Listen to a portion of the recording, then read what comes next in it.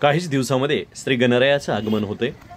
Pawanputra Ganpati stall रहमतपूरमध्ये त्या ठिकाणी आपल्याला आकर्षक, सुंदर, सुबक अशा गणेश मूर्ती पाहायला मिळत आहेत। या ठिकाणी सुंदर सिंहासनावरती विराजमान असणाऱ्या, त्याचबरोबर पिवळा पितांबर असणारे, त्याचबरोबर लाल रंगाचे पितांबर असणारे काही श्री गणेशांच्या मूर्ती या सिंहासनावरती विराजमान आहेत।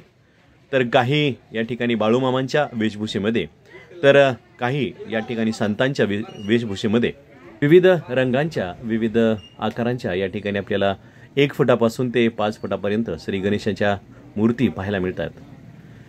सुखकर्ता दुःखहर्ता म्हटलं जातं तर श्री गणेशाला। वक्रतुंड महाकाय सूर्यकोटी समप्रभ निर्विघ्नं कुरु मे देव सर्व कार्येषु सर्वदा।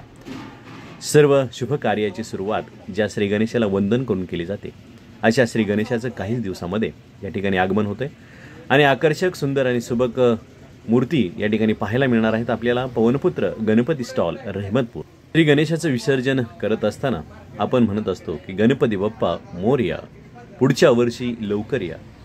तर या पुढच्या वर्षाची आतुरता, श्री गणरायाच्या आगमनाची ही प्रत्येकाच्या मनामध्ये राहिलेली असते आणि अतिशय आतुरतेने, भक्तिभावाने श्री गणेशाचं आगमन होण्याची या ठिकाणी आतुरता मनामध्ये घेऊन भक्तजन वाट पाहत असतात श्री गणेशाच्या आगमनाचं। आणि काहीच दिवसामध्ये गणपती बाप्पांचं सुंदर असं आगमन होते आणि याकरता लागणाऱ्या सर्वच मूर्ती ह्या आपल्याला पवनपुत्र गणपती स्टॉल रहमतपूर या ठिकाणी सुंदर, सुबक, आकर्षक आणि योग्य दरामध्ये 1 फुटापासून ते 5 फुटापर्यंत आपल्याला श्री गणेशाच्या मूर्ती ह्या त्या ठिकाणी पाहायला मिळतील। तेव्हा सर्वच ग्राहकांना विनंती आहे, आपण सुंदर, आकर्षक, सुबक अशा आणि माफक दरामध्ये असणाऱ्या या गणेश मूर्ती निवडण्यासाठी पवनपुत्र गणपती स्टॉल रहमतपूर या ठिकाणी संपर्क साधायचा आहे।